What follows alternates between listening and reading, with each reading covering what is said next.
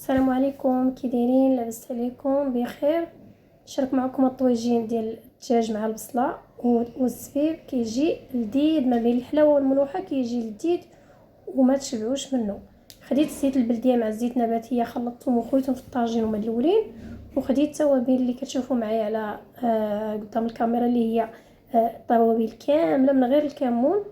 زدت عليهم شويه ديال الضامه وشويه ديال التصفيره، خرقوهم مع الجبير تحميره ابزار، ودرت النص ديالهم وفي الطاجين والنص خليته. بعد غادي نخلط مزيان مع داك الزيت، وغنضيف عليهم واحد نص معلقه ديال لاموطارد. بعد غادي نضيف واحد شويه ديال الماء باش غنخفف، واحد القطيرات ديال الحامض.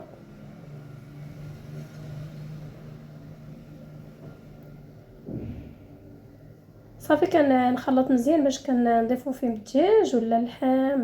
بغيتو ديروا فيه اللحم ديروا فيه اللحم، وحتى الا ما بغيتوش تشحروا ما تشحروش، راه كيجي زوين. اكثريه الطاجين ما كيبغيش يتشحر. المهم كنزيد انا واحد 3 ديال البوتات ديال الثومه. دابا الحال سخون، الا ما حبيتوش ديروا ما ديروهاش، كاين اللي ما عندوش مع الثومه بزاف. صافي غادي نضيف الدجاج، واحد 2 فخوضه ديال الدجاج. الكميه حسب افراد العائله وحسب على حسب اللي حبيتو. غادي نحاول نمرغو مزيان في هذيك التتبيله باش يشربوا، ونشحرهم شي شويه، نديهم ونجيبهم في داك التتبيله اللي درت مع الزيت.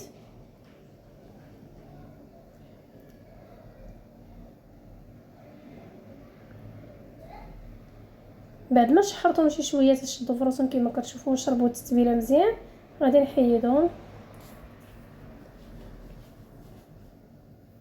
الجلده ديال الدجاج راه كتلصق دغيا. كاين اللي كيحيدها وكاين اللي كيخليها حسب. المهم غير يكون الدجاج مغسول مزيان، واخا تكون الجلده ما محيداش، غير تكون مغسول مزيان. صافي المهم كما كتشوفوا التتبيله ديالو ملي كتكون معلكه بهذا الشكل، غادي نضيف فيها البصله اللي قطعتها طريفات صغار على هذا الشكل، اللي غادي تكون هي التحتانيه.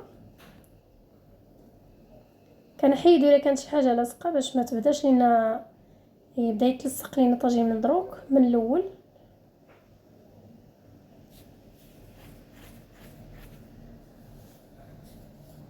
صافي كنرجع الدجاج الفوق البصله اللي حركتها مزيان بديك التتبيله كامله.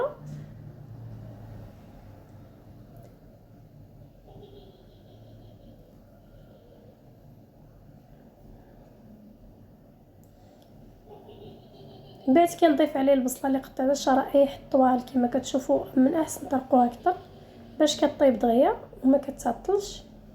الكميه حسب الرغبه. وكنزيد نضيف عليه الماء باقي ديال مثلا الزبيب وشويه ديال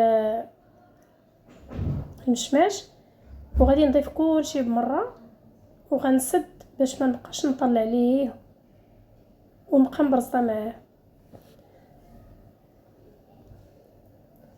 صافي ونزيد داك التتبيله اللي كان شاط ليا في الاول، وغادي نسد على الطاجين ديالي. ما غادي ندير حتى قطره ديال الماء، غادي نقص عليه نار مهيله وغنغطيه بشي سلوفان ولا بلاستيكيه بيضاء. انا درت هذا البابي اللي موفر عندي، اللي لقيت قدامي استعملته. المهم هذا كيرد عليه السخونيه مزيان، وكتولي المرقه ديالنا كتولي فيها البلول، تتولي تطلق الماء. ديك البصله كتذوب وكتولي دير الماء، وبطبيعه الحال بنار مهيله. من بعد خديت واحد الخبيزه العجيبه اللي كندير انا في صفيحات الفرن مع الدقيق، وكنقرصو مع شويه ديال السميده، وكنديرها في صفيحات الفرن مدهونه بالزيت ومرشوشه بالسميده حتى هي. وكنخليها كتخمر وكندخلها ديريكت الفرن. كتجي رطبه وكتجي قطنيه وكتجي هاشه، واخا هي معجونه من الشعير كيجي رطب وكيجي زوين بهذه الطريقه كما كتشوف. كندهنها وكنرشها باش ما كتلصقش. بعد كنقادها مزيان على هذا الشكل، كنخليها حتى كتختمر، كندخلها الفران. بعد ما طاب لي الطاجين ديالي راني غنزيد عليه شويه ديال السنيده من الفوق ولا شويه ديال العسل باش كنسجم داك الحلاوه مع الملح. وكان نزيد عليه البطاطا مقليه من الجوانب حسب الرغبه. وكنقدموا الطاجين ديالنا.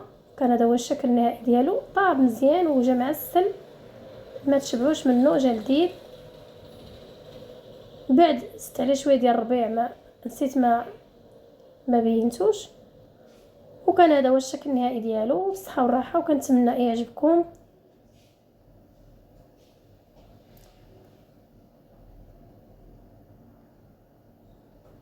طبيعه الحال مع الخبزه ديالنا ديال الفران، الخبزه العجيبه ديالي اللي هي ديال الشعير كما قلت لكم، خبزه ديال الشعير مع شويه ديال الفرص، جات رطبه وهشه وكتجي قطنيه، ما كيجيش قاصح. بهذه الطريقه كنخدموا بها كيجيني دائما رطب بهذا الشكل، وكنقدمه. كان هذا هو الشكل ديالو بالصحه والراحه.